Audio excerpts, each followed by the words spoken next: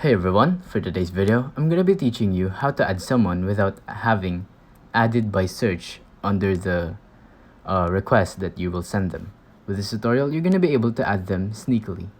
So go ahead and go to the Add Friends tab. Make sure that you know their name, because you can't really add them if you don't know their name. But I don't have anyone to add, so I'm just gonna choose someone from Quick Add. How about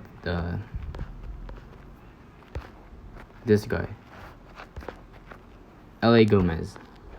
So I'm just gonna search LA Gomez, and as you can see, I will tap on their profile, go to the three dots and send profile to myself.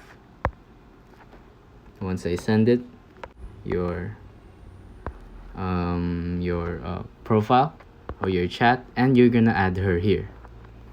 If you add them from here, it's not gonna appear as added from search, well, because you didn't add them from search, you added them from this chat. It's a very sneaky way of adding people if you don't want them to see that you searched them.